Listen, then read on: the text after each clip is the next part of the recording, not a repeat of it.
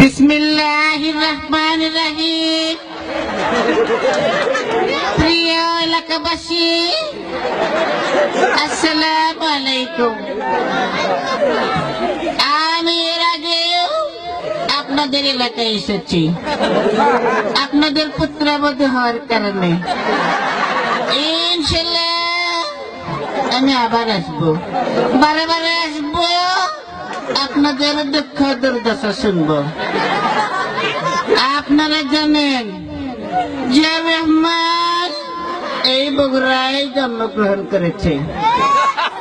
আমি বলতে চাই যে বগুড়ায় জিয়া রহমান জন্ম নিয়েছে, সেই বগুড়ায় আওয়ামী লীগের জায়গা হবে না, হবে না, হবে না। ইনশাআল্লাহ আন্দোলন করে এই আওয়ামী লীগকে বাংলাদেশ থেকে বের করে দেওয়া হবে। আপনারা সবাই আমার স্বামী শহীদ প্রেসিডেন্ট জিয়াউর রহমানকে চেনেন। জিয়াউর রহমান আপনাদেরকে বাস দিয়েছিল ঘর বাড়ি করার জন্য। ইনশাআল্লাহ বিএনপি সরকার ক্ষমতায় গেলে একটি নয়, দুইটি নয়, তিনটি করে বাস দেওয়া হবে ইনশাআল্লাহ।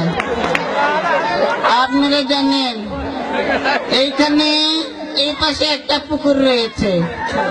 আমি যদি ক্ষমতায় যাই, এই পুকুর ভরাট করে এখানে স্থায়ী সাংস্কৃতিক অনুষ্ঠানের ব্যবস্থা করব।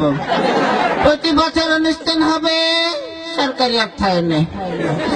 আপনারা গরু, আপনারা ছাগল, আপনারা ভেড়া পালন করে স্বাবলম্বী হবেন ইনশাআল্লাহ।